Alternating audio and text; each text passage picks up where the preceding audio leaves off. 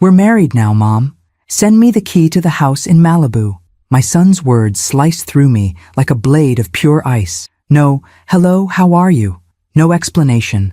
Certainly no apology for excluding me from what should have been one of the most significant moments of his life. Just a demand, delivered with the entitled expectation of someone who has never been denied anything. I stood in my kitchen, phone pressed to my ear, staring out at the vast Pacific Ocean that has witnessed every triumph and tragedy of my life for the past 40 years. The same ocean that carried my father's ashes, my husband's ashes, and will someday carry mine. Connor, I managed, my voice steadier than my heart. You got married? Yeah, last weekend. Look, Scarlett has always dreamed of honeymooning at the Malibu house. We need the keys ASAP.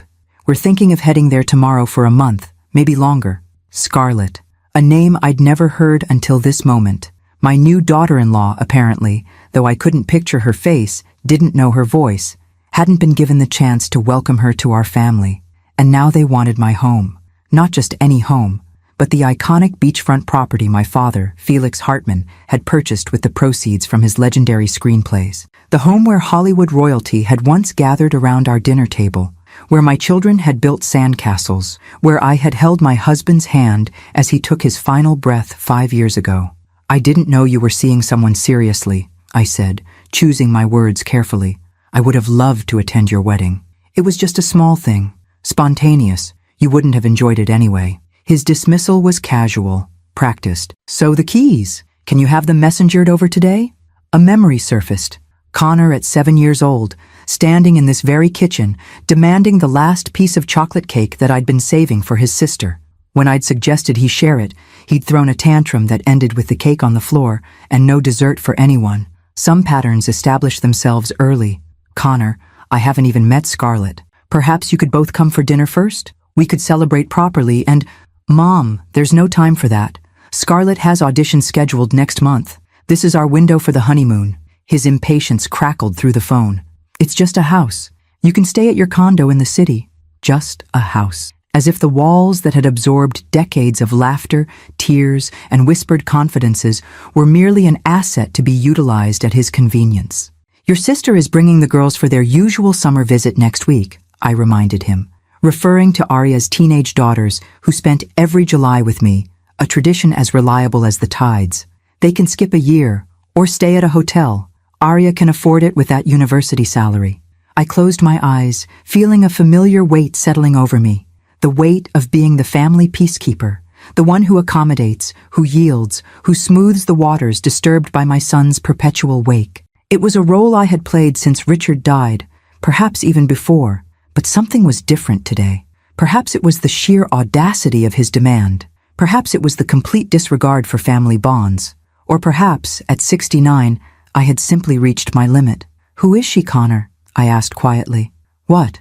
Scarlett, your wife, the woman you've apparently known long enough to marry, but not long enough to introduce to your family. She's an actress, incredibly talented. You'll meet her eventually. Look, about the keys. How long have you known her? An irritated sigh. Does it matter? We're in love. It's the real deal. Now can we get back to— It matters to me, I said, my voice finding a firmness I hadn't needed to use with him since he was a teenager. I'm trying to understand why my son would get married without his family present, then immediately demand access to a family home that holds significant meaning to all of us. Jesus, Mom, it's not that complicated. We wanted privacy for our wedding and a nice place for our honeymoon. Why are you making this so difficult? The problem with raising children in privilege is that entitlement can take root when you're not looking, like an invasive species that's harmless until suddenly it's choking everything of value. I need to think about this, Connor, I said finally. This is all very sudden. What's there to think about? It's the family beach house. I'm family. I need it for a month. Simple. Not simple. Nothing about this was simple. Not the marriage I knew nothing about. Not the timing of this request, not the gnawing suspicion forming in my gut that there was more to this story than impulsive romance. Let me consider it, I said. I'll be in touch soon. Mom, we need an answer now. Scarlett's already started packing. She's so excited about— I said I'll be in touch. My tone left no room for argument, a remnant of the authority I'd once wielded effortlessly when my children were young. Congratulations on your marriage, Connor. I look forward to meeting Scarlett soon.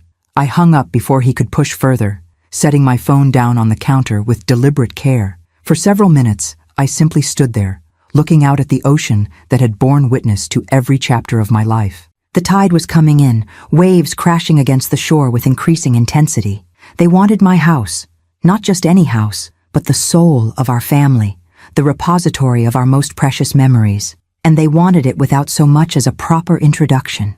I picked up my phone again, scrolling to a contact I hadn't used in years, Theodore Blackwell, private investigator, the same man who had discreetly handled several delicate matters for my late husband. Theo, I said when he answered. It's Rosalind Bradford. I need your services. Very discreetly, very quickly. After explaining what I needed, I made a second call, this one to my attorney, Margaret Chen. Margaret, I need to make some immediate changes to my estate plans. How quickly can we execute this? As I outlined what I wanted, a plan began forming in my mind. Connor and his mysterious bride wanted access to the Malibu house. They would receive something far more valuable than keys, the truth. I smiled as I ended the call. A smile not of happiness, but of resolve. I would not be rushing to messenger over the keys as my son so confidently expected. Instead, I would prepare a different kind of wedding gift, one that would reveal exactly what kind of woman had married into our family, and exactly what kind of mother I really was. Sometimes, at 69, you discover that you're not quite finished surprising people, even yourself. 3 days later, I personally delivered an elegantly wrapped box to Connor's downtown loft, leaving it with his doorman with instructions that it was a wedding gift requiring immediate attention. Inside was not the key to the Malibu house, but something that would make his new bride scream like nothing else could. I simply smiled, hung up the phone, and waited for the inevitable explosion. When you've lived in Hollywood circles as long as I have, you develop a certain instinct about people. My father used to call it the screenplay sense, the ability to see the hidden motivations driving a character's actions, to anticipate the plot twist before it's revealed. It served him well through 40 years of screenwriting, and it served me equally well through 69 years of life. Something about Connor's sudden marriage set off every alarm bell I possessed. Theodore Blackwell understood urgency. Within hours of my call, he had a preliminary report on Scarlett Moore, née Sarah Miller, born in Bakersfield to unremarkable parents who still lived in the same modest ranch house where she'd grown up. She's reinvented herself thoroughly, Theo explained during our meeting in a discreet cafe far from Malibu. Changed her name legally at 22, erased her accent, constructed an entirely new background, standard procedure for many in the industry, but she's been particularly thorough. I sipped my Earl Grey, absorbing this information. And her acting career? Minimal credits, a few commercials, background work, one speaking role in an independent film that never saw distribution. He slid a folder across the table. But her relationship history is where things get interesting. The folder contained photographs, dates, names, a meticulous chronicle of Scarlett's romantic entanglements over the past 5 years. Director Julian Hargrove, 30 years her senior, whose period drama had featured Scarlett in a small but pivotal role until their engagement abruptly ended after filming wrapped. Producer Raymond Chen, whose streaming series mysteriously cast her over more established actresses until their relationship cooled when the show wasn't renewed. Each relationship followed the same pattern. An older, established man in a position of power, a brief period of professional advancement for Scarlett, then a carefully orchestrated exit once she'd secured what she needed. And Connor? I asked, studying a recent photograph of my son and Scarlett at some industry event, his arm possessively around her waist, her smile calculated for maximum impact. They met approximately 4 months ago at a charity event for the Film Preservation Society. Theo hesitated. A charity event hosted at your Malibu house last March, which you didn't attend due to your sister's health issues. The revelation hit me like a physical blow. She was in my home before meeting Connor? According to my sources, she attended specifically to network with industry executives. Several witnesses recall her asking detailed questions about the property itself, who owned it, its history, its value. So the house was the target from the beginning, I murmured, pieces falling into place. Not Connor.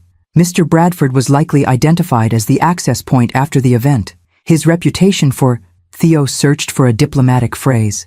Being susceptible to beautiful, ambitious women is fairly well known in certain circles.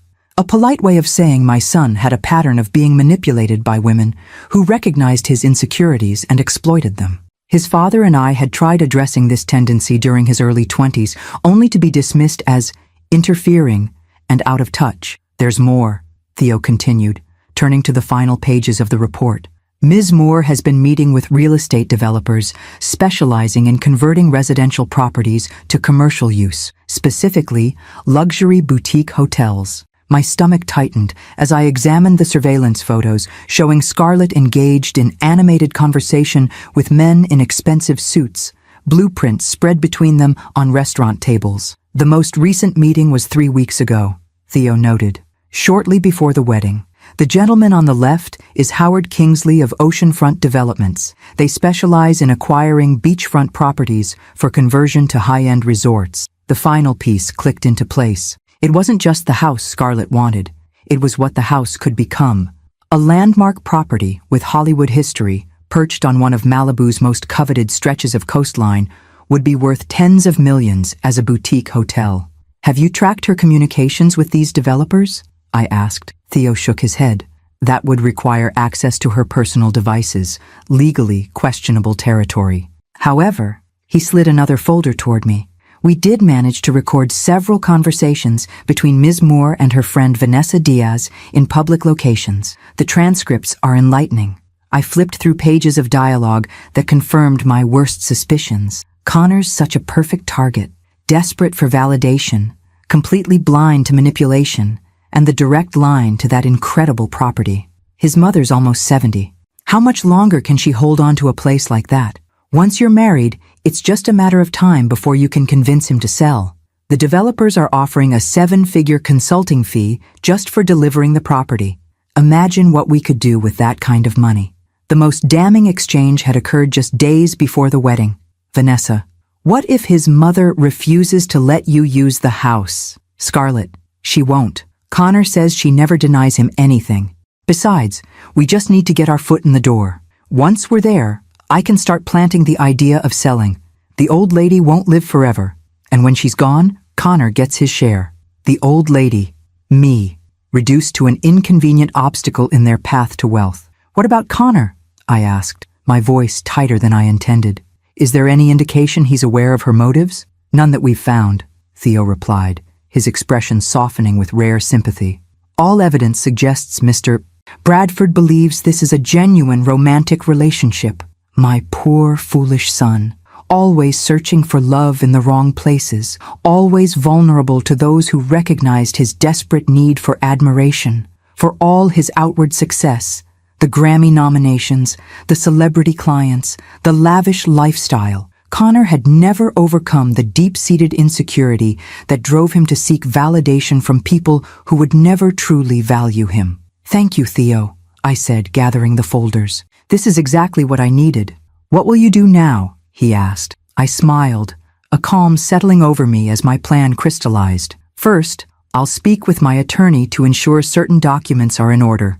Then, I'll prepare a wedding gift that Ms. Moore will never forget. As I drove back to Malibu along the Pacific Coast Highway, watching waves crash against the shore, I felt a curious sense of peace.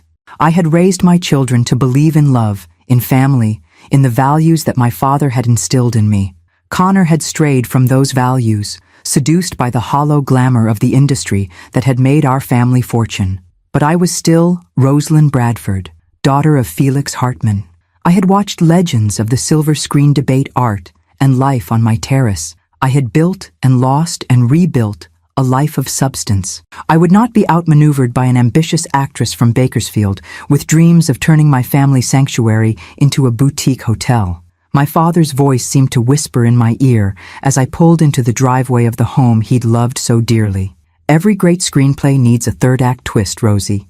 Make it count. I intended to do exactly that. Margaret Chen's law office always reminded me of a film set, everything precisely arranged for maximum impact, from the panoramic views of downtown Los Angeles to the strategic placement of her impressive credentials on the walls. Today, the conference room felt like the perfect setting for the scene we were about to craft. You're certain about this? Margaret asked, sliding the finalized documents across the polished table.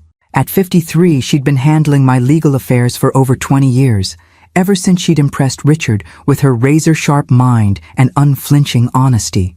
Absolutely certain, I replied, signing where indicated. The house has always been meant for my grandchildren. This just makes it official. And Connor? He won't take this well?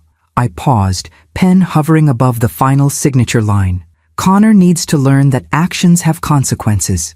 Besides, this isn't about punishing him, it's about protecting what matters. The irrevocable nature of this trust means you won't be able to change your mind later, she cautioned. I'm not going to change my mind. I signed with a flourish, feeling the weight of finality in the motion. Some decisions only need to be made once. After leaving Margaret's office, I drove to my city apartment, a sleek, modern space in a high-rise that Connor had always preferred to the Malibu house. It's more my vibe, he'd explained once, as if history and beauty were merely aesthetic choices rather than foundations of identity. I'd arranged to meet Aria there, away from curious ears in Malibu. My daughter arrived precisely on time, as she always did, a trait she'd inherited from her father. At 44, with her academic career firmly established and her daughters growing into remarkable young women, Aria had become my confidant in ways Connor had never managed. "Mom," she said, embracing me warmly, "what's this emergency meeting about? Your message sounded ominous." "Your brother got married," I stated without preamble, watching her reaction. Her eyebrows shot up. "Connor? Married? To whom?" Exactly my question. I gestured for her to sit as I poured us both glasses of the Sauvignon Blanc she favored. "An actress named Scarlett Moore, someone he's never mentioned to either of us." Aria accepted the wine, her academic's mind visibly processing this information. "That's unexpected. Connor's always been impulsive, but marriage, without telling anyone? It gets worse." I sat across from her, gathering my thoughts. He called to inform me of this marriage as a prelude to demanding the keys to the Malibu house for their honeymoon, for at least a month, possibly longer.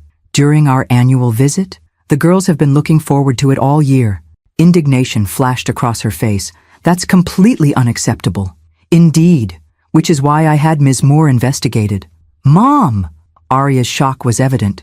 "You hired a private investigator?" "Something felt wrong," I explained, unapologetic. My instincts were correct. I summarized Theo's findings: Scarlett's reinvented identity, her pattern of strategic relationships, her meetings with developers, her explicit targeting of Connor as access to the Malibu property.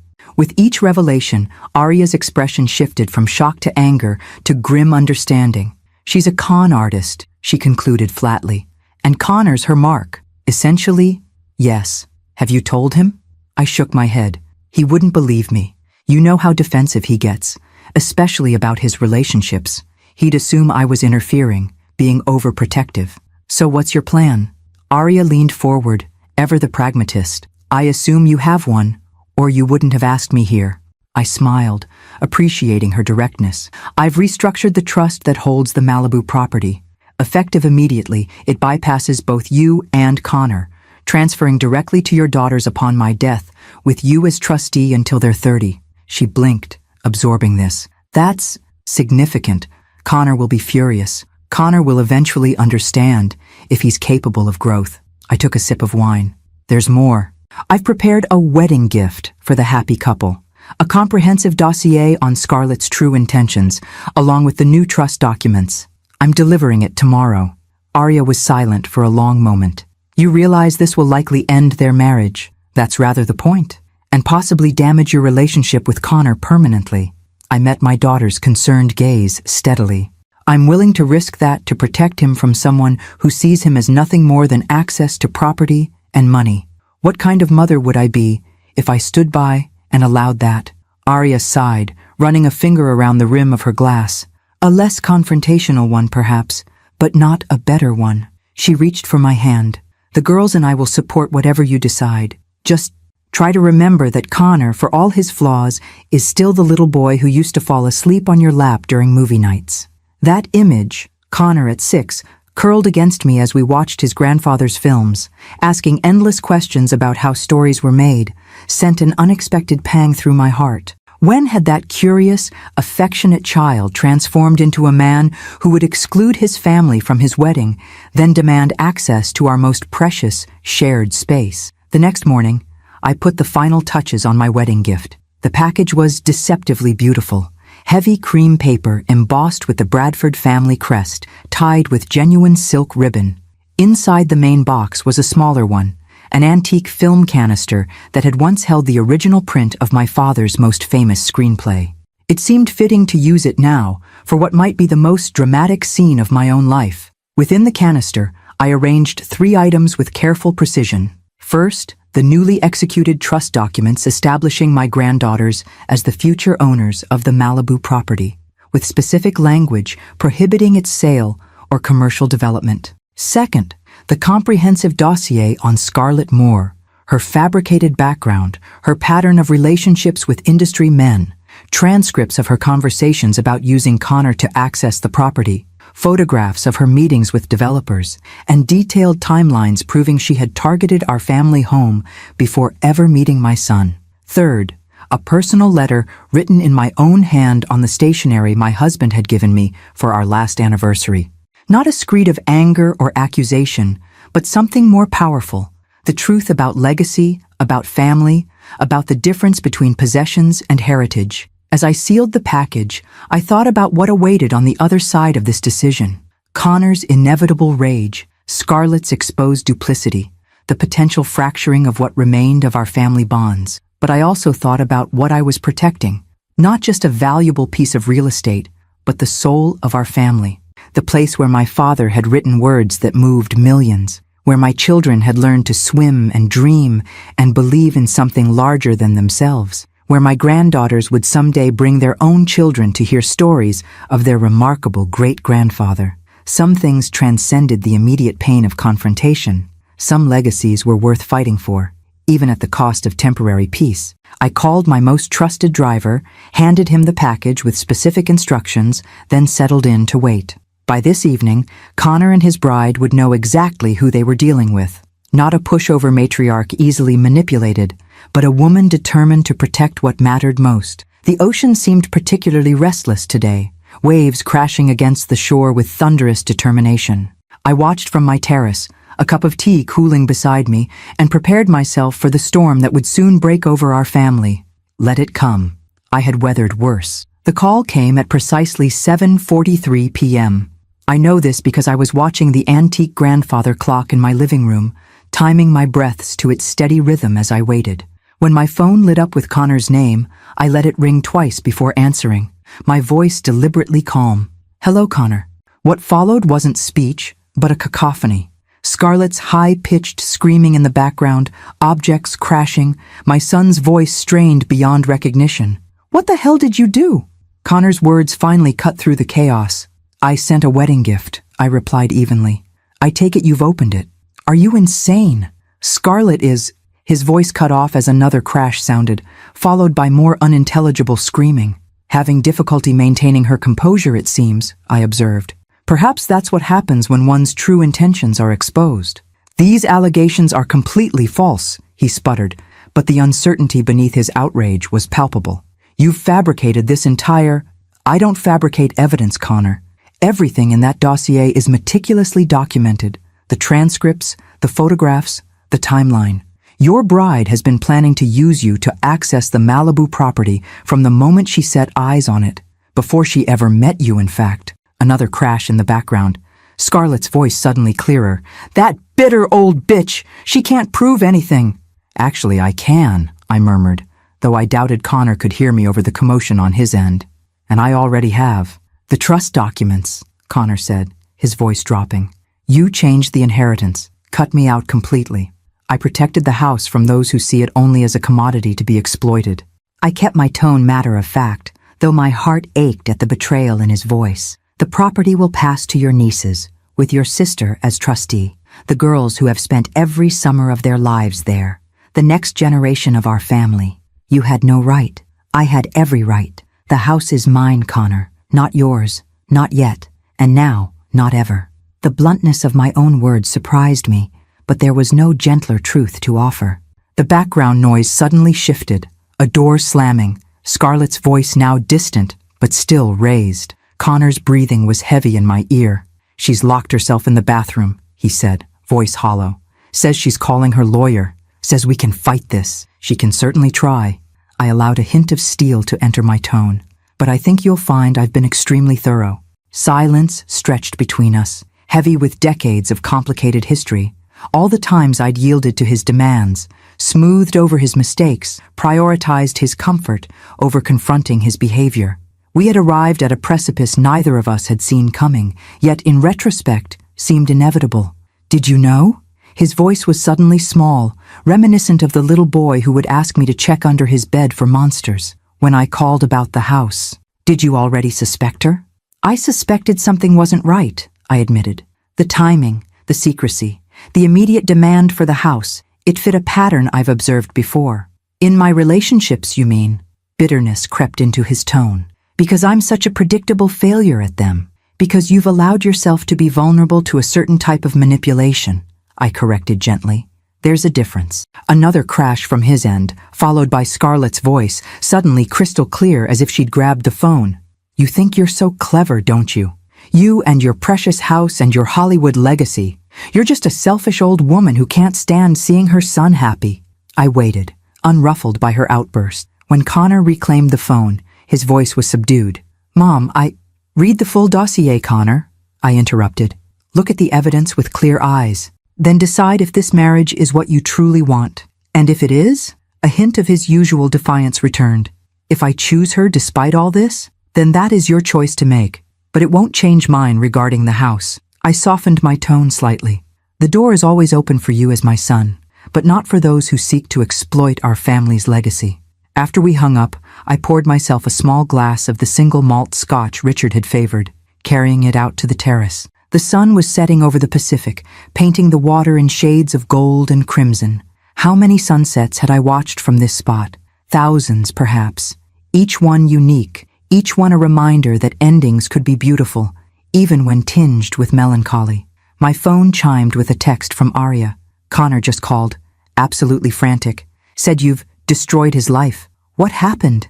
I typed back quickly. The wedding gift was delivered. It's going about as expected. I'll fill you in tomorrow. Her response came moments later. The girls and I are coming early, arriving tomorrow instead of next week. You shouldn't be alone for the fallout. My throat tightened unexpectedly. Arya, always perceptive, always supportive, so like her father in the ways that mattered most. Thank you, I replied simply. I was halfway through my scotch when the security system alerted me to a car approaching. The cameras showed a sleek red convertible speeding up my driveway, braking hard near the front entrance. Scarlett emerged alone, her movements sharp with fury, her face contorted in a way that would horrify any casting director. So she had decided on a direct confrontation.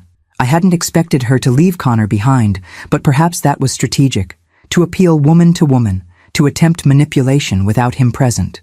I remained on the terrace, watching through the security feed as she pounded on my front door. My housekeeper, Maria, answered with instructions I'd provided earlier for just this possibility. Mrs. Bradford is not receiving visitors this evening. Maria's voice came clearly through the system. I'm not a visitor, I'm family, Scarlett hissed. Her daughter-in-law. Tell her to face me like a woman instead of hiding behind her files and spies. Mrs. Bradford says you may make an appointment through her assistant tomorrow if you wish to discuss matters, Maria continued calmly. Good evening, Ms. Moore. The use of her unmarried name was deliberate, a small twist of the knife, perhaps petty, but I allowed myself this minor indulgence. Scarlett's reaction was volcanic. She screamed obscenities that made even me, with my decades in Hollywood circles, raise an eyebrow. When Maria simply closed the door, Scarlett kicked it repeatedly before storming back to her car. But instead of leaving, she sat in the driver's seat, engine running, staring at the house with such intensity I could feel it through the camera feed. After several minutes, she pulled out her phone, her face illuminated by its glow as she typed furiously. My own phone chimed with a text from an unknown number. This isn't over. You have no idea who you're dealing with. I will have that house one way or another. I didn't dignify it with a response, instead forwarding the message to Theo and Margaret as additional evidence of Scarlett's character and intentions. Then I blocked the number, finished my scotch, and went inside to prepare for bed. As I moved through my evening routine, removing makeup, applying the face cream Richard had always teased me about. Does it actually work? It must, darling. Just look at me. Brushing my hair with the silver-handled brush that had been my mother's, I contemplated the storm I had deliberately unleashed. Connor would be angry for some time, perhaps a long time. Scarlett would certainly attempt retaliation, though her options were limited against someone with my resources and foresight. There would be unpleasantness, legal threats, perhaps even genuine attempts at litigation. But the house was secure, the legacy protected, my granddaughter's inheritance assured. As I slipped between the sheets, I thought of my father's favorite advice about screenwriting. The third act reveals the truth of who your characters really are, Rosie. Not through their words, but through their choices under pressure. Connor's true character would be revealed in how he responded to this crisis. Would he cling to pride and a doomed marriage? Or would he find the strength to acknowledge the manipulation and extricate himself? The choice was his. I had made mine. Sleep came surprisingly easily, deep and dreamless. The sleep of someone who has done what needed to be done, regardless of the cost. Arya arrived the next morning with my granddaughters in tow, the three of them bustling into the house with the energetic chaos that always made the place feel truly alive. Mia, 16, and already showing the intellectual intensity that had characterized her mother at that age, hugged me fiercely before announcing she needed to finish her summer reading on the deck. Zoe, 14 and perpetually in motion, immediately headed for the beach access stairs, surfboard under her arm. "The ocean calls," she explained with a grin that was pure Hartman charm. "Miss these waves all year, Grandma Rose." When the girls had dispersed, Arya fixed me with her penetrating gaze. "You look remarkably composed for someone who just detonated a nuclear bomb in the family." Dramatic phrasing, I observed, leading her to the kitchen. "Coffee? Please. And don't deflect. Connor called me 4 times last night, each message more unhinged than the last.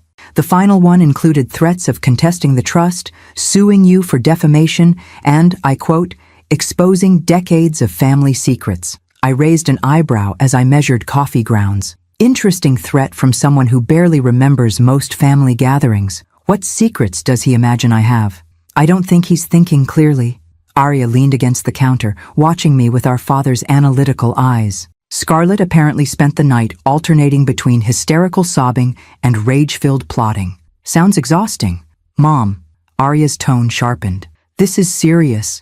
She's threatening to go to the tabloids with stories about the family, about Dad, about Grandpa.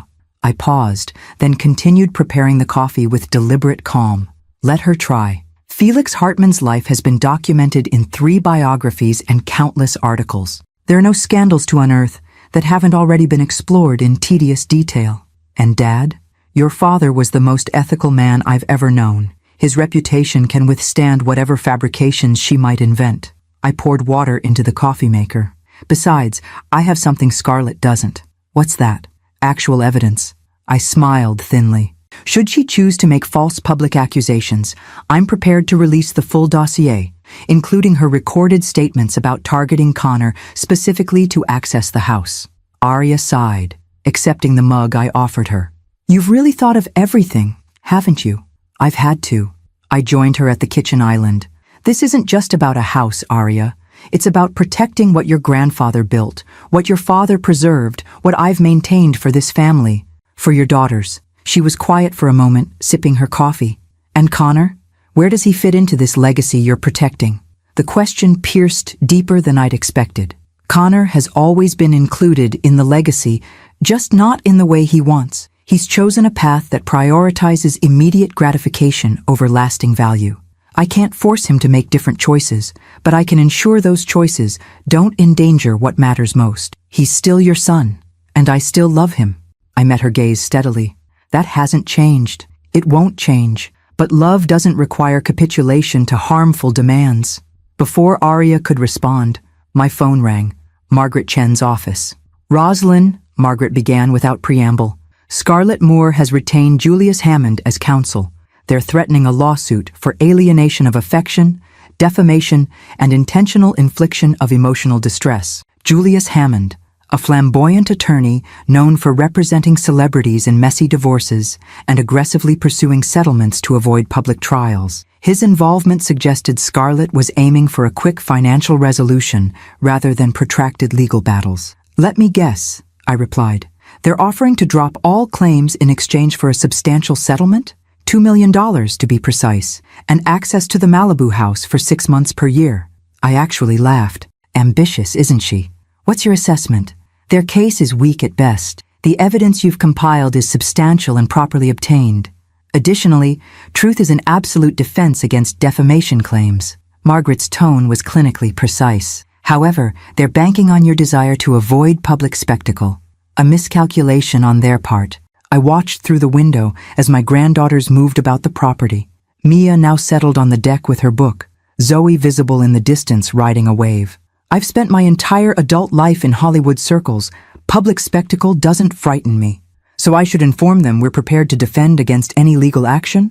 "Absolutely. And Margaret, make it clear that should they proceed, we're prepared to countersue for attempted fraud and submit all evidence to the district attorney for potential criminal charges." After ending the call, I turned to find Arya watching me with a mixture of admiration and concern.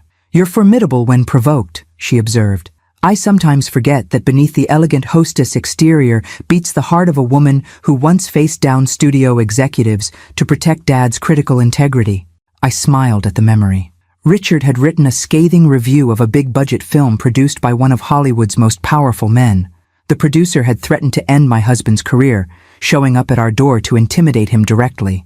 I had been the one to send him away with a promise that if he pursued his threats, I would ensure every journalist in town heard exactly what he'd attempted. "I learned long ago that bullies rely on their target's fear of confrontation," I said. "Remove that fear, and they typically retreat. And if Scarlett doesn't retreat, if she actually follows through with legal action or tabloid stories, then we'll face that challenge as it comes." I refreshed my coffee. "But I suspect once she realizes I won't be intimidated into a settlement, she'll cut her losses and move on to another target. Her type usually does." "And Connor?" The question lingered between us, the heart of the matter, the true complication.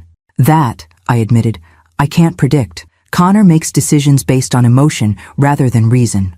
Always has. Whether he'll recognize Scarlett's manipulation or commit himself further to defending it, only time will tell." As if summoned by our conversation, my phone chimed with a text from Connor. "We need to talk. Alone. Today." I showed Arya the message. "Are you going to see him?" she asked. "Of course." I typed a quick response. "Come for dinner. 7 p.m. Just the two of us. He's my son, regardless of the current circumstances. Would you like me to take the girls somewhere else for the evening?" I shook my head. "No need to disrupt their first day here. Connor and I can speak privately in the study. Besides," I added with a faint smile, "having you all here reminds him what family actually means." As Arya headed outside to check on her daughters, I found myself pausing at the collection of family photographs lining the hallway. Connor at 8, proudly holding up a fish he'd caught off the dock. Connor at 12, sitting cross-legged beside his grandfather as Felix explained camera angles. Connor at 18, reluctantly posing in his graduation cap. Connor at 30, accepting his first Grammy Award. Somewhere in that progression, the bright-eyed boy who had once followed his grandfather like a shadow had disappeared, replaced by a man chasing external validation with increasing desperation. I hadn't fully noticed the transformation as it happened, a failure that I would always regret. I touched the frame of the fishing photo lightly. "Oh, Connor," I murmured to the grinning child captured there. "What happened to you?" The question hung in the air, unanswerable yet persistent, as I turned to prepare for the confrontation that evening would surely bring. I chose my attire carefully for Connor's visit, not the casual elegance I typically wore around the house, but a more deliberate ensemble. The sapphire silk blouse Richard had given me for our last anniversary, pearl earrings that had belonged to my mother, and the subtle Cartier watch my father had presented to me when his first screenplay sold. Armor of a sort, these physical connections to those who had loved me without condition or expectation. At precisely 6:58 p.m., the security system announced Connor's arrival. I watched on the monitor as he sat in his car for several moments, seemingly gathering resolve before approaching the house. His posture was rigid, his movements lacking their usual casual confidence. I opened the door before he could ring the bell. "Connor?" I greeted him, voice steady. "Come in." He stepped inside, eyes darting around the entryway as if expecting an ambush. "Where is everyone?" "Arya took the girls to dinner in town. I thought we should speak privately." He nodded stiffly, following me through to the kitchen where I'd prepared a simple meal.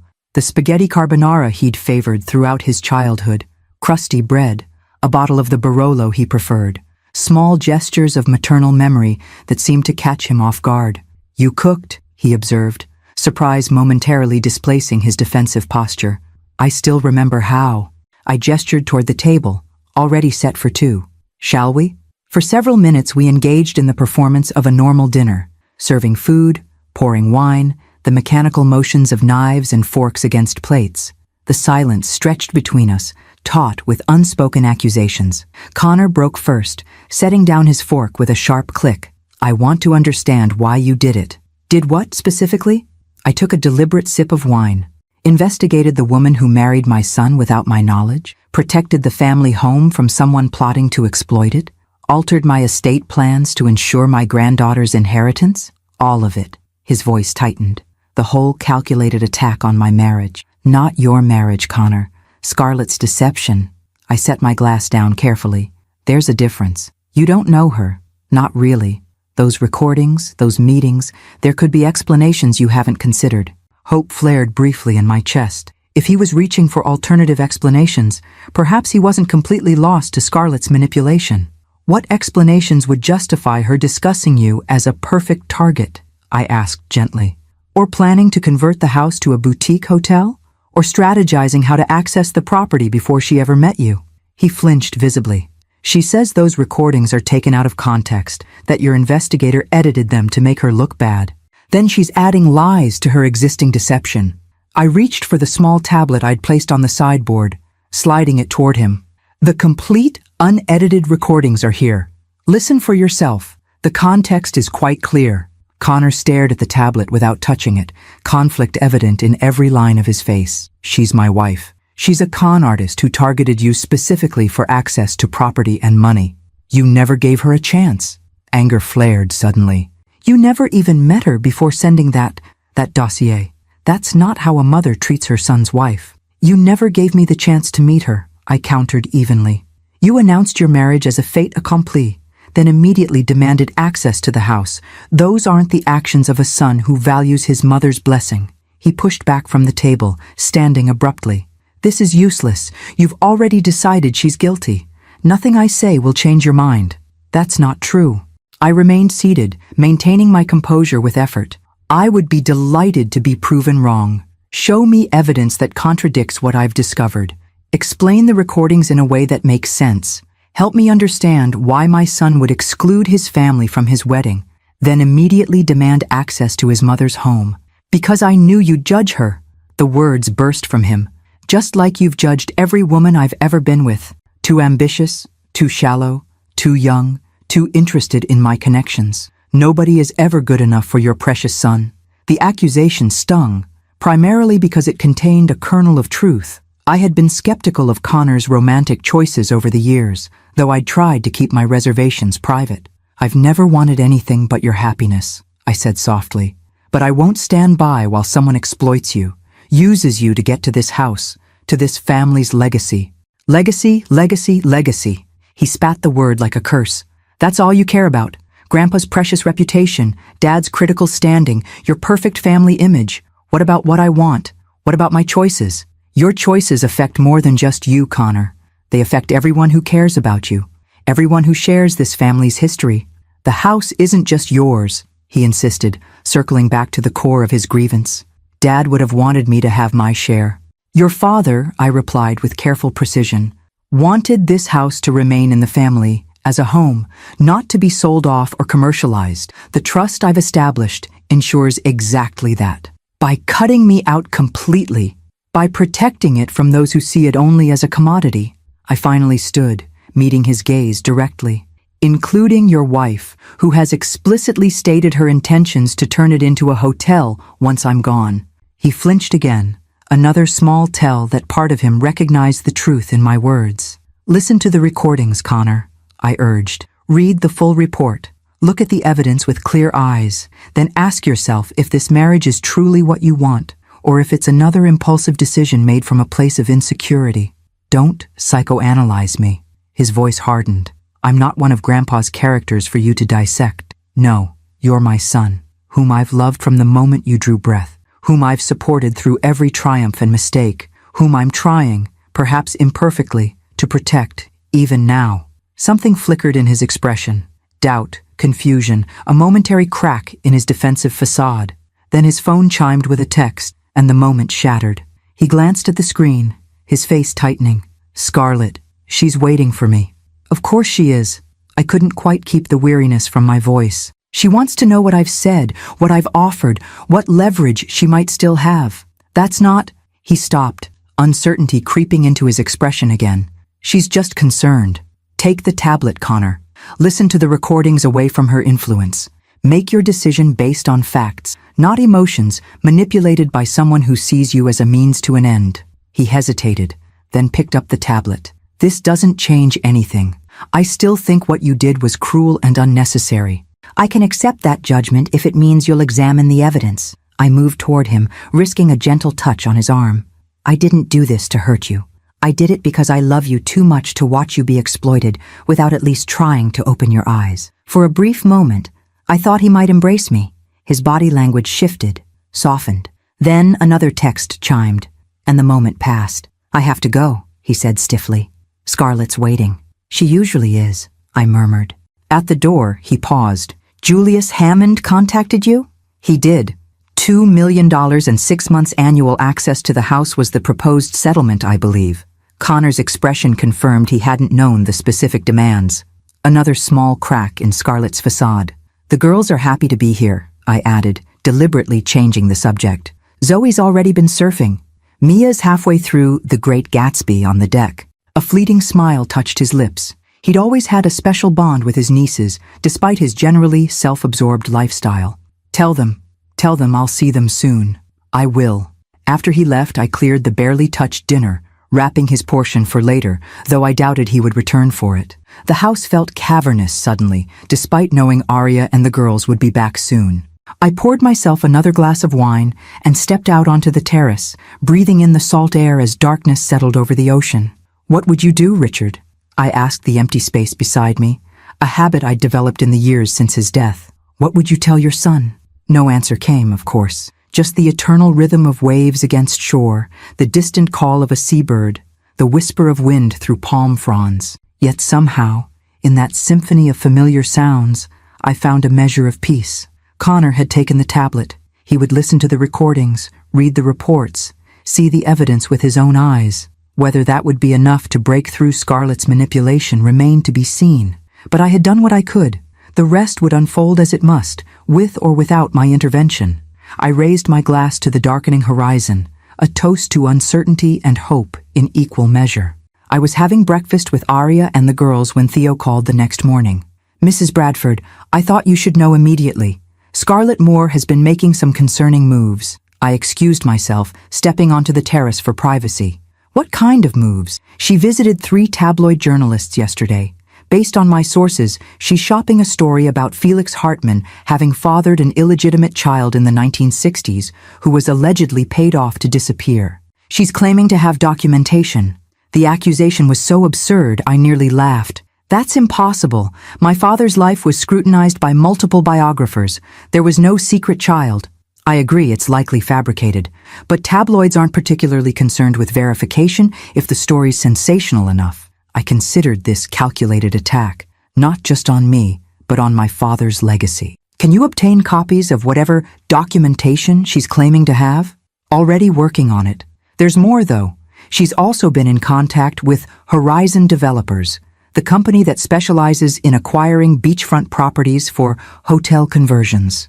A chill ran through me despite the morning warmth. For what purpose? Unclear at present, but my source indicates she presented herself as having imminent access to your property and authority to discuss preliminary assessments.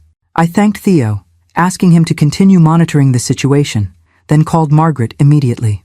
I need to send cease and desist letters to several tabloids and Horizon Developers, I explained, after outlining what Theo had discovered. And I want to formally notify Horizon that any discussions with Scarlett Moore regarding my property are fraudulent. I'll draft them immediately, Margaret assured me. And I'd suggest we prepare for the possibility that she'll escalate to actual defamation. We should have a response strategy ready. After ending the call, I remained on the terrace, watching my granddaughters on the beach below. Zoe was attempting to teach Mia to surf, both of them laughing as Mia tumbled into the gentle waves. The sight centered me, a reminder of what truly mattered beyond the current drama. Arya joined me, coffee cup in hand. More complications. I briefed her on Scarlett's latest maneuvers. Her expression darkened with each detail. She's despicable, Arya concluded. Attacking Grandpa's reputation with manufactured scandals? That crosses a line. It's a desperate move, I agreed. She's losing control of the narrative and striking out however she can. Have you heard from Connor since last night? I shook my head.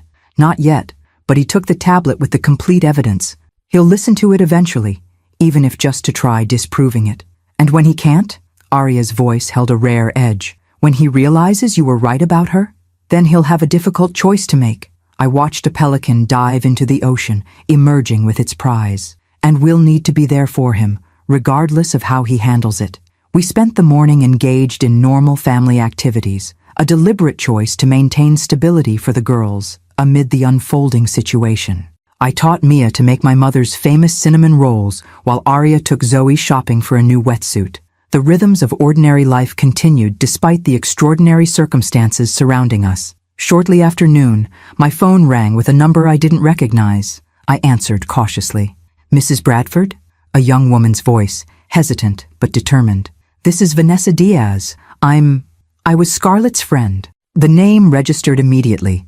The friend featured in several of the recorded conversations discussing the plan to target Connor and access the house. Yes, Ms. Diaz. I know who you are. I need to talk to you. About Scarlett. About what she's planning now. 20 minutes later, Vanessa arrived at the house, a striking young woman in her mid-20s with an anxious energy that manifested in constantly adjusting her jewelry as she sat across from me in the living room. I want to be clear, she began. I'm not doing this out of loyalty to you or your son.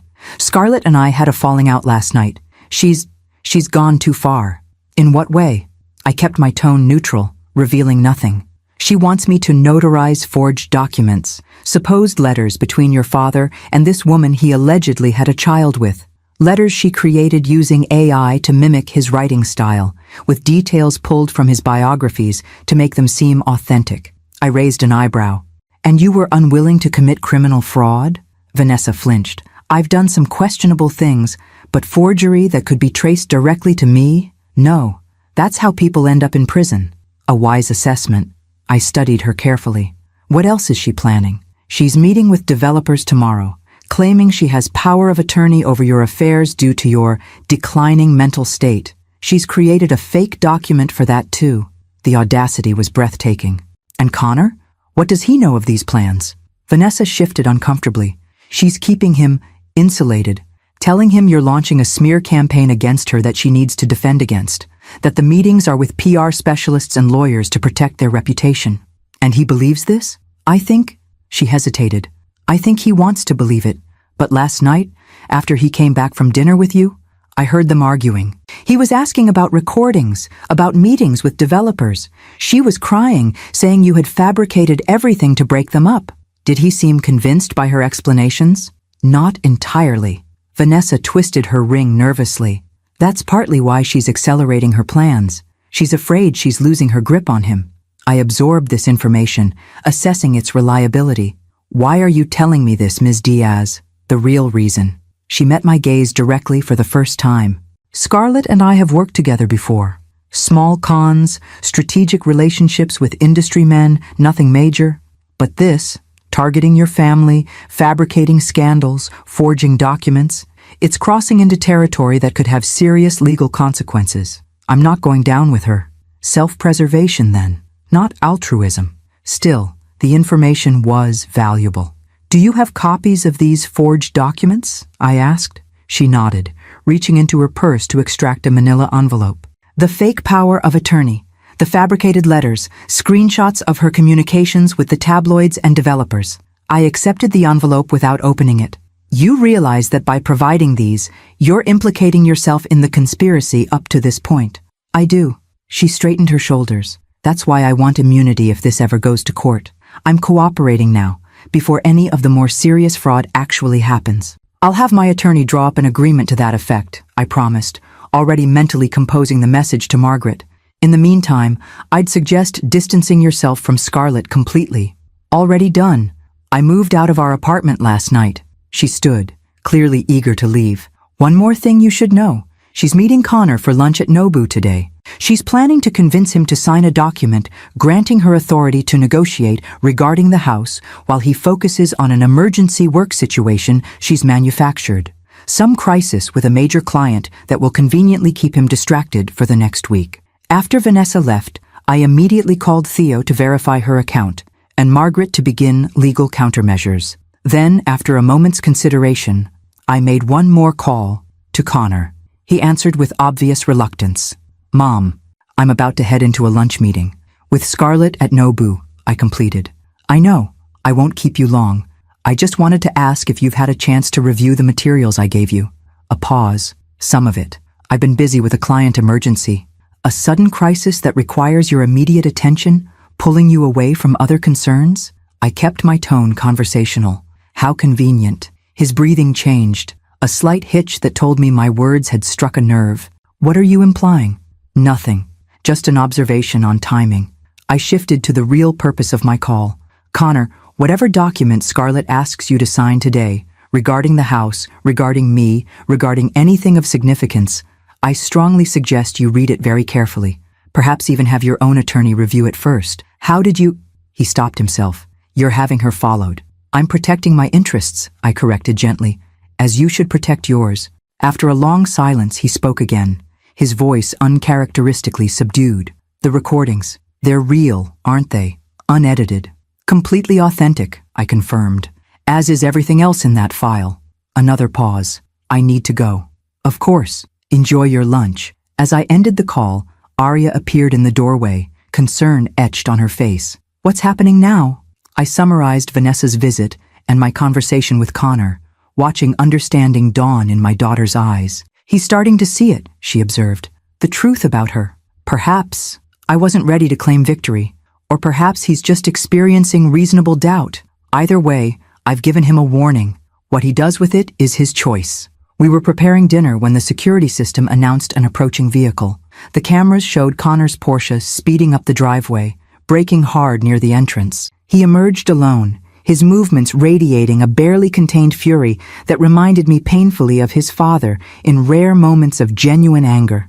I met him at the door, bracing myself for whatever storm he brought with him. She tried to trick me into signing power of attorney, he said without preamble, his voice tight with controlled rage. A document granting her authority to act on my behalf in all matters relating to family property. Buried in legal language about mutual representation during professional obligations. Relief washed through me, though I kept my expression neutral. I see. No, you don't. He pushed past me into the house, because that's not even the worst part. When I questioned it, when I insisted on reading the document thoroughly, she had a complete meltdown, started accusing me of not trusting her, of letting you manipulate me. He paced the entryway like a caged animal, and then her phone rang. And I saw it, the screen notification. Horizon Developers, confirming tomorrow's meeting about the Malibu property. I said nothing, allowing him to process his own revelation. Everything you said, everything in those recordings, it's all true, isn't it? His voice cracked slightly. She never loved me. She just wanted... He gestured around us, at the house, at the legacy it represented. I'm so sorry, Connor, I said softly. He turned to me.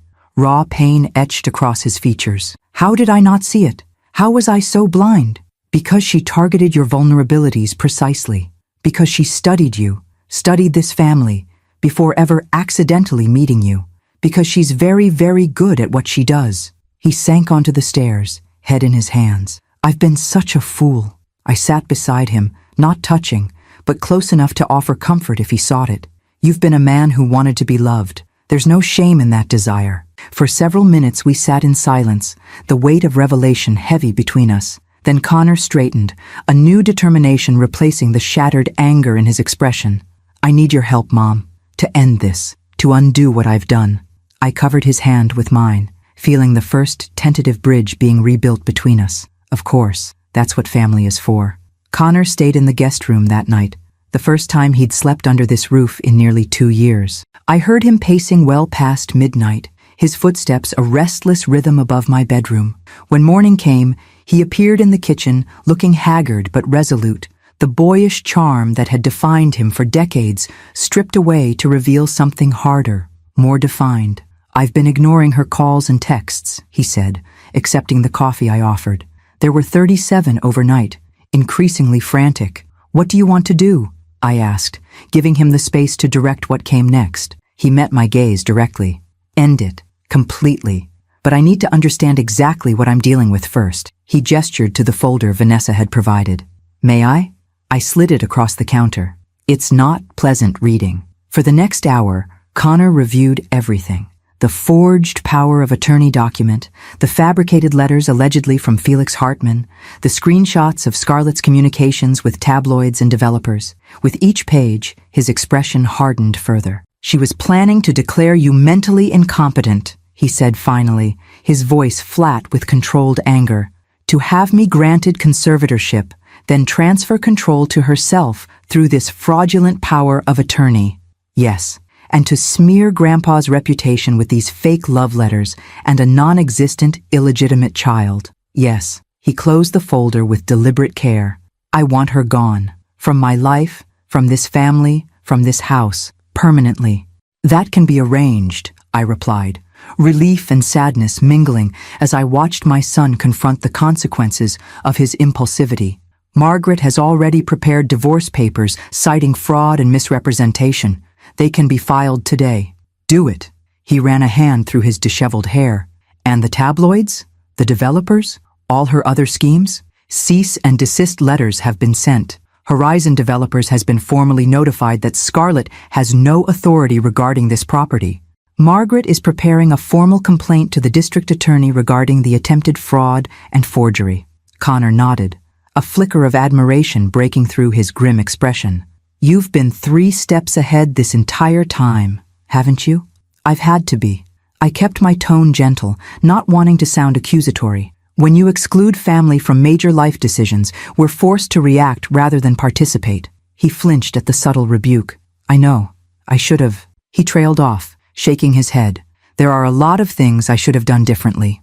Before I could respond, the security system alerted us to an approaching vehicle, a taxi turning into our driveway.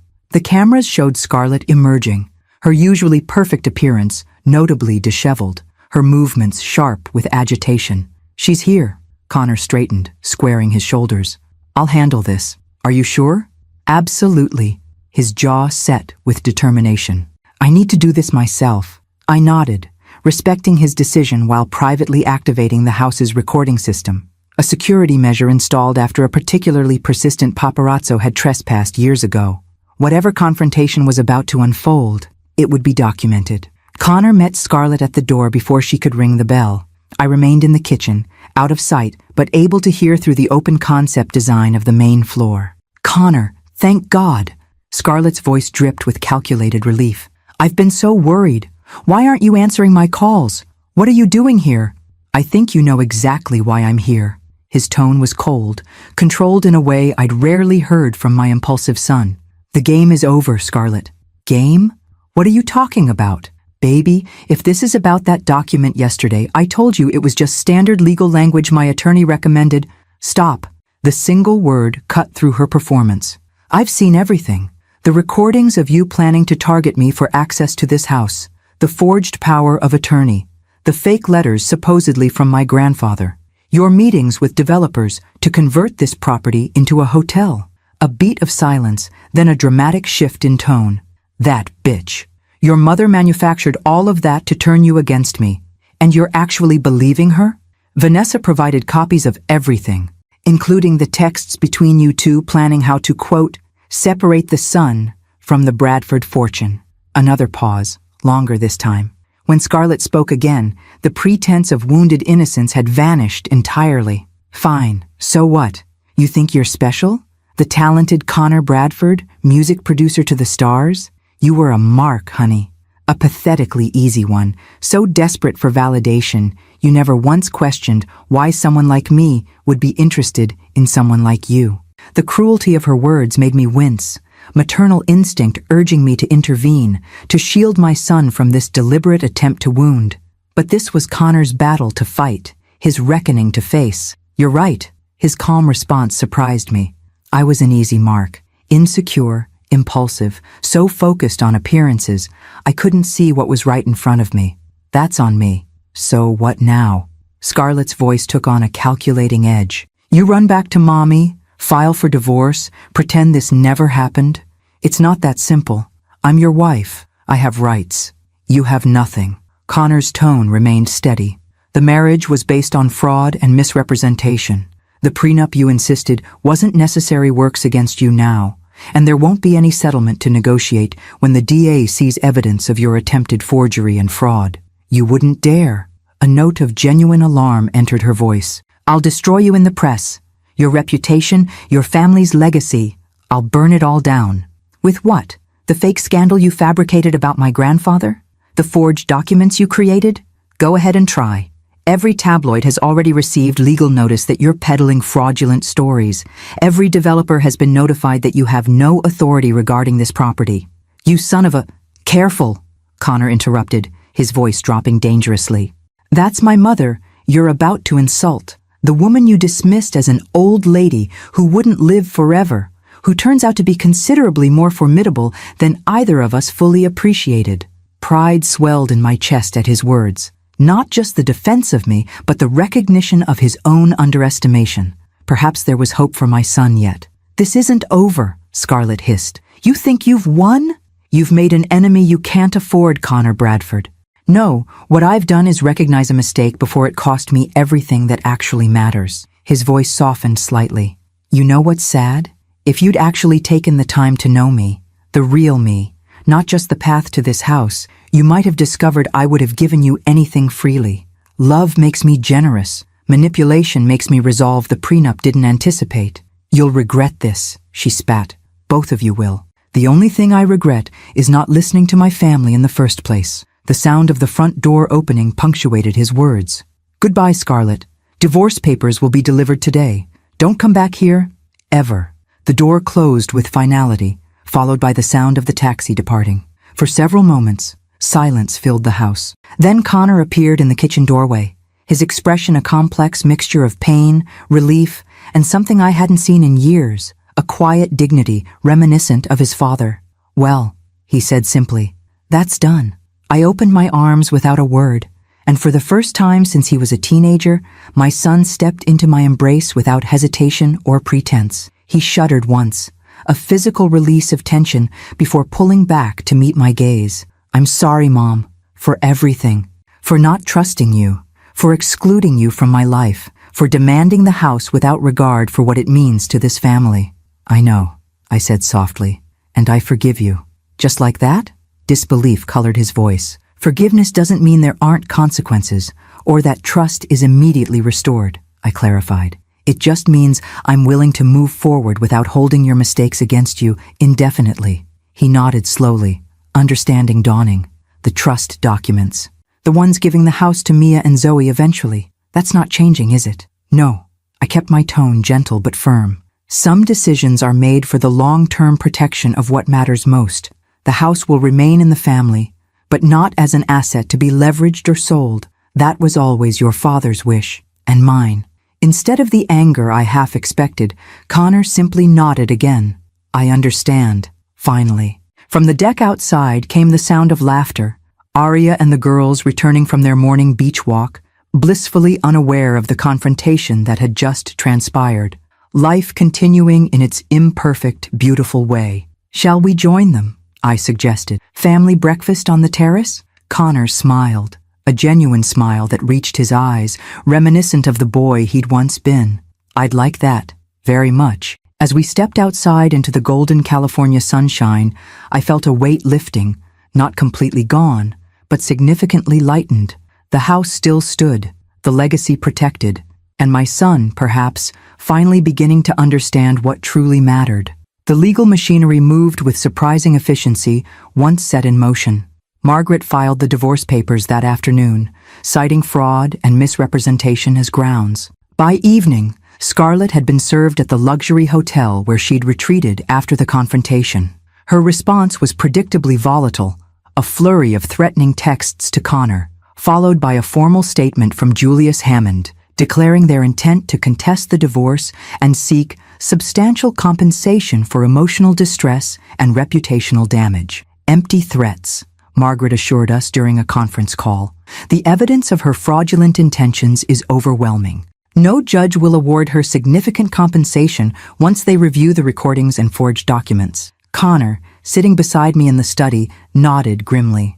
The past 24 hours had aged him visibly, stripping away the carefree facade he'd maintained for decades. What about the criminal aspects? The forgery attempts? The fraud? The district attorney is reviewing our complaint, Margaret explained. Given the substantial evidence and Vanessa Diaz's cooperation, I expect they'll pursue charges. However, prosecution will likely offer a plea deal. Probation, perhaps, rather than jail time, assuming Scarlett has no prior criminal record. After the call ended, Connor remained staring at the speakerphone, lost in thought. I still can't believe I fell for it. All of it. She was very skilled at targeting your specific vulnerabilities, I reminded him. That's what professional manipulators do. But to marry her? Without even introducing her to my family first? He shook his head in disgust. What was I thinking? That's the problem. You weren't thinking. You were feeling, responding to the validation and admiration she strategically provided. I kept my tone gentle, analytical, rather than accusatory. It's a pattern you might consider exploring with professional help. He glanced up sharply. A therapist, you mean? It could be beneficial. I hesitated, then decided complete honesty was necessary. Connor, this isn't the first time you've been drawn to someone who ultimately wanted to use you rather than love you. It might be worth understanding why that pattern repeats. Instead of the defensive reaction I half expected, he simply nodded. You're right. I know you're right. A rueful smile touched his lips. Dad would have said the same thing, wouldn't he? Probably with more literary references and less diplomacy, I agreed, returning his smile. He always said you had his artistic temperament, but lacked his analytical filter. He was right about that too. Connor stood, moving to the window that overlooked the ocean. I've made such a mess of things, Mom. Not just with Scarlett, but with us, with this family. Messes can be cleaned up, I replied. It's one of the advantages of being alive. We get the chance to repair what we've damaged. Our conversation was interrupted by Mia, appearing in the doorway, her expression serious beyond her 16 years. Grandma, there's someone on the news talking about us, about great-grandpa. We followed her to the living room, where Arya and Zoe were already watching the television, with identical frowns of concentration. On screen, Scarlett stood before a cluster of microphones, Julius Hammond at her side, delivering what appeared to be a prepared statement. Forced out of my marital home by my mother-in-law's manipulative tactics, she was saying, her expression a perfect mask of wounded dignity.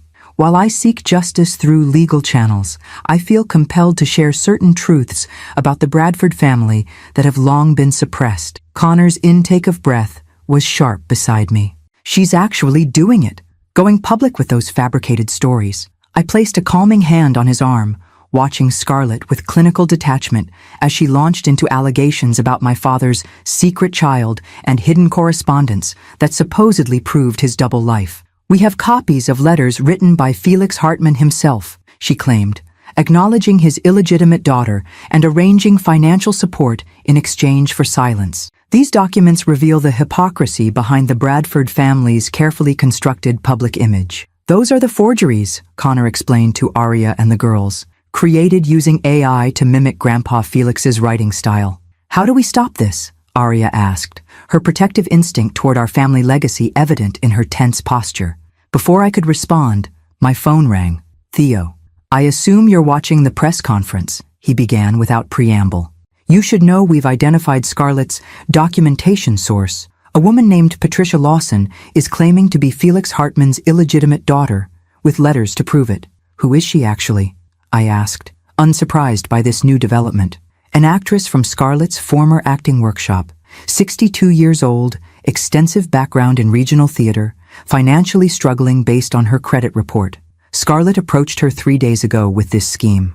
So they found someone the right age to play the role of my father's supposed daughter, I concluded.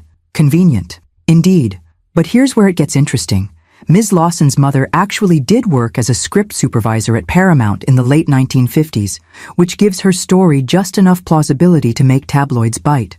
I thanked Theo for the information, then turned back to my anxious family. It seems Scarlett has escalated to hiring an actress to portray my father's non-existent, illegitimate child. Connor struggled for words, his face flushed with anger. That's beyond despicable. It's also ultimately futile, I assured them all. My father's life has been thoroughly documented by multiple biographers. There were no secret children, no hidden correspondence. The truth will prevail. But in the meantime, great-grandpa's reputation is being dragged through the mud, Mia protested, her teenage sense of justice inflamed. We can't just wait for the truth to come out eventually. We won't, I promised, an idea taking shape. Aria, call the University Archive Department. Connor, contact your friend at the Academy Museum. I need to speak with Margaret again. As my family dispersed to make the requested calls, I stood alone before the television where Scarlett continued her performance, Julius Hammond nodding gravely beside her as she detailed the emotional distress caused by her unjust treatment at the hands of the Bradford family. You've miscalculated, my dear, I murmured to her image. Badly. Within hours, our counter-strategy was in motion.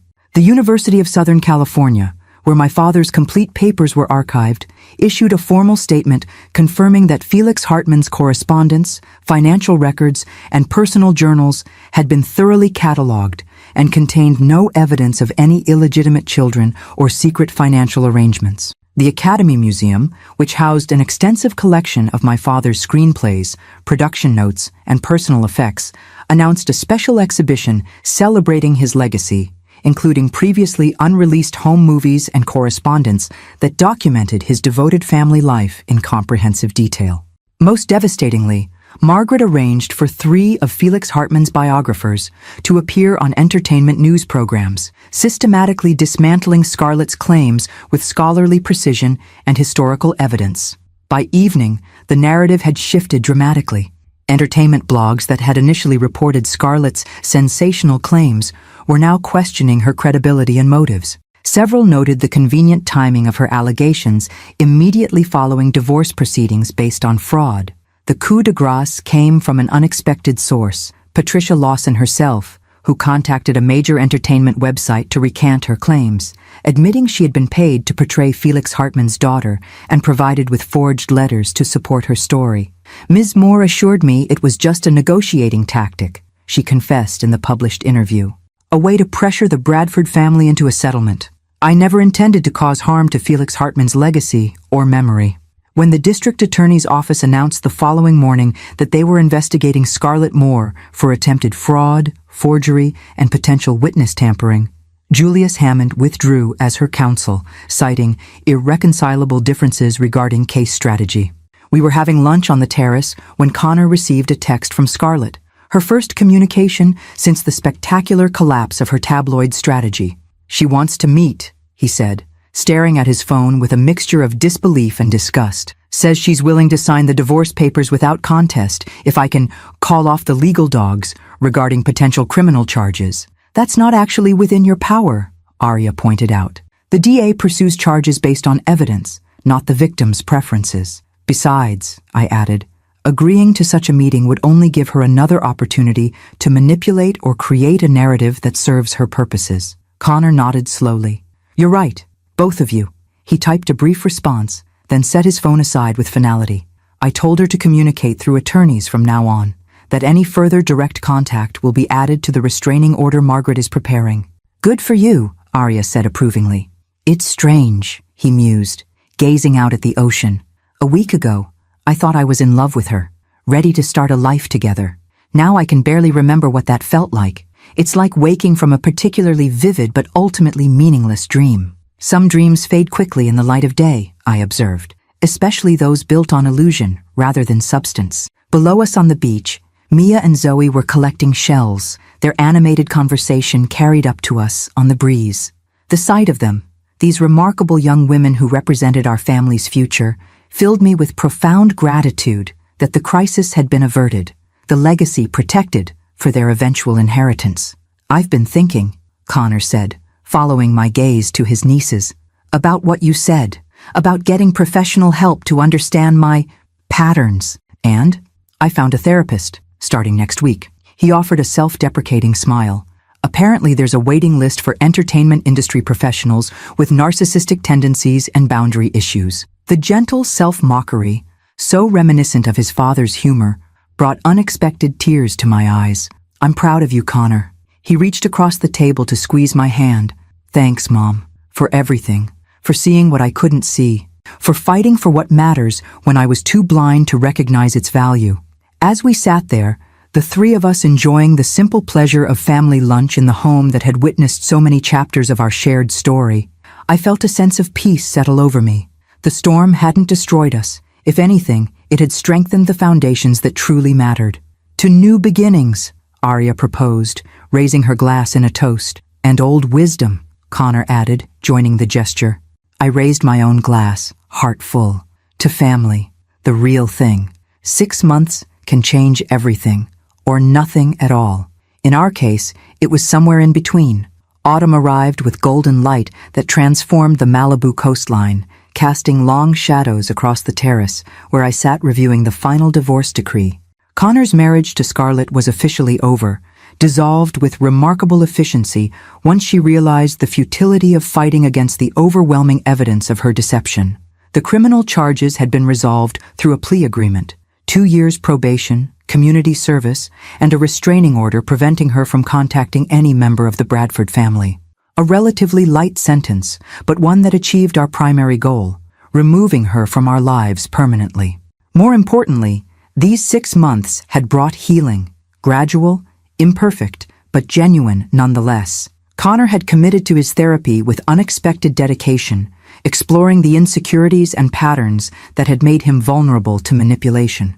He'd moved into a smaller house in Venice Beach, deliberately stepping away from the ostentatious lifestyle that had defined him for decades. "Less to prove," he'd explained simply when I'd visited his new place. "Less to hide behind." Arya and the girls had returned to their lives in Northern California, where Mia was now applying to colleges, including USC, where her great-grandfather's papers were archived, and Zoe was becoming a competitive surfer, her natural talent honed by the summer spent on our private beach. And I had spent these months reflecting on the legacy I was safeguarding, not just the physical property, but the values and connections it represented. The trust documents ensuring the house would pass to my granddaughters remained in place, but I had made one significant addition: a detailed family history, recording not just the glittering moments of Hollywood success, but the harder lessons learned through crisis and recovery. Today my family was gathering again, this time for a planned celebration rather than an emergency intervention.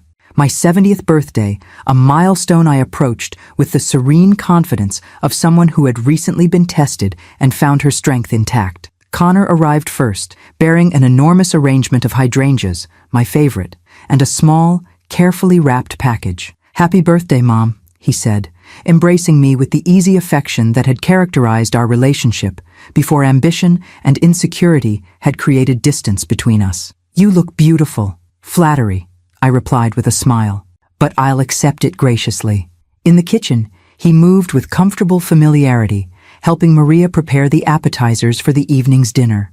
This, perhaps, was the most significant change, his willingness to participate in the mundane aspects of family life, rather than arriving late, making a dramatic entrance, then departing early for some industry event that couldn't possibly be missed. "Before everyone else arrives," he said, setting down the knife he'd been using to slice cheese, "I wanted to give you this privately." He handed me the small package, watching intently as I unwrapped it. Inside was a leather-bound journal, its cover embossed with my initials. "Open it," he urged softly.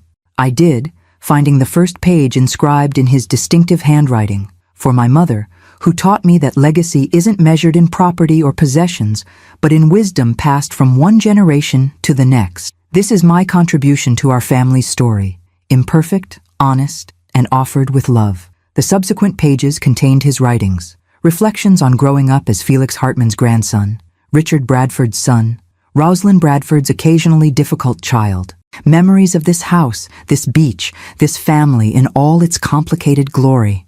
Acknowledging mistakes, celebrating triumphs, exploring the values that had shaped him even when he'd resisted their influence. "Connor," I said, my voice thick with emotion, "this is extraordinary. It was my therapist's suggestion initially," he admitted, writing about the patterns I was trying to understand. But it became something more, a way of connecting with our family's history, with the legacy I nearly helped destroy. I embraced him. This son who had finally grown into the man his father and I had always hoped he would become. "This is the most meaningful gift you could have given me." "There's more," he said, pulling back slightly. "I've been working on a documentary about Grandpa Felix, not the Hollywood legend everyone thinks they know, but the man behind the typewriter. The father, the husband, the mentor to young writers. I've been interviewing people who knew him, digitizing his home movies, creating something that captures his true legacy." "He would have loved that," I said, deeply moved by this project that showed such understanding of what truly mattered. "Using your talents to preserve his memory in an authentic way." "I thought maybe we could premiere it here," Connor suggested. "A small screening on the terrace where he used to tell us stories. Family first, then perhaps a wider audience later." "Perfect," I agreed. "Absolutely perfect." Arya arrived with the girls an hour later, bringing more gifts and the chaotic energy that multiple generations always create when gathered under one roof. As Maria served dinner on the terrace, with the Pacific stretched before us in shades of deepening blue, I looked around at these people who were my heart's true home. Mia, earnestly discussing film preservation techniques with Connor, her academic brilliance reminiscent of her mother's, but tempered with her own unique perspective. Zoe, regaling us with tales of her latest surfing competition, her confidence and joy so reminiscent of Richard in his younger days. Arya, watching her daughters with quiet pride, catching my eye occasionally with the wordless understanding that passes between mothers across generations. And Connor, engaged and present in a way he hadn't been for years, listening more than speaking, contributing without dominating, finding his place within the family structure rather than performing for an audience of admirers. As the sun began its descent toward the horizon, casting golden light across our gathering, I rose to propose a toast. "To 70 years, I began, raising my glass. Most of them good, some of them challenging, all of them part of a story still being written. "To Grandma Rose," Mia added, "who showed us what strength really looks like. "To this house," Arya continued, "and everything it represents. "To family," Connor concluded, his gaze meeting mine with newfound understanding. "The real thing." We clinked glasses as the sun touched the horizon, painting the sky in shades of pink and gold that no Hollywood set designer could possibly replicate. In that perfect moment, I felt my father's presence, my husband's spirit, the continuum of love and legacy that bound us all together across time. Later, as darkness fell and lanterns illuminated the terrace, Connor set up a projector to share some of the footage he'd discovered for his documentary, home movies my father had taken of family gatherings in this very spot. Grainy images of a much younger me chasing a toddler Connor across the beach. Richard, handsome and animated, debating film theory with my father. My mother arranging flowers in the kitchen, laughing at some forgotten joke. "I'd forgotten these existed," I murmured, watching these ghosts of our younger selves move across the makeshift screen. "They were in the USC archive," Connor explained. "Grandpa donated them, but they were never digitized until now. There are hours of footage, our history, preserved in light and shadow." As we watched these precious fragments of the past, I felt a profound sense of continuity. The knowledge that while individuals may pass, something essential continues through the stories we tell, the values we transmit, the love we share across generations. The house would remain, passing eventually to Mia and Zoe as the trust stipulated. But the true inheritance had already been transmitted, not through legal documents or property deeds, but through moments like this one, where the meaning of family was demonstrated rather than merely discussed. Connor had learned this lesson the hard way through crisis and near catastrophe. Arya had absorbed it gradually, through observation and experience. My granddaughters were receiving it now, witnessing the recovery of something precious that had nearly been lost. As for me, at 70, I had reaffirmed what I had always known, but sometimes failed to articulate clearly enough. that our most valuable possessions are not things at all, but the connections between us, the shared understanding of what matters most, the legacy of love that transcends material wealth. Look, Zoe exclaimed, pointing to the screen where the camera had captured a much younger me standing beside my father on this very terrace, both of us gazing out at the ocean as the sun set. What were you talking about with great-grandpa? Mia asked, ever curious about the family history. I remember that day, I said softly. He was telling me about legacy, about how this house wasn't just walls and windows, but a repository for our family's soul. I smiled at the memory. I didn't fully understand what he meant then, but I do now. Connor reached over to squeeze my hand, wordless understanding passing between us. He knew now too, the lesson he'd nearly learned too late. As the home movie ended and the screen went dark, we remained on the terrace, listening to the eternal rhythm of waves against shore, surrounded by the tangible and intangible inheritance that defined us. A house filled with memories, a family healed by crisis, a legacy preserved not just in trust documents and property deeds, but in the hearts and minds of those who understood its true value. Some lessons come at great cost, but the ones that matter most are never truly lost, as long as we have the wisdom to recognize them and the courage to protect what truly matters. In the end, that's what legacy really means. The Bradford family has emerged from crisis stronger and wiser, with a renewed appreciation for their true legacy. Thank you for following their journey from betrayal to healing, from misunderstanding to clarity, from potential loss to profound appreciation of what really matters. If this story touched your heart, please subscribe and share your thoughts in the comments below.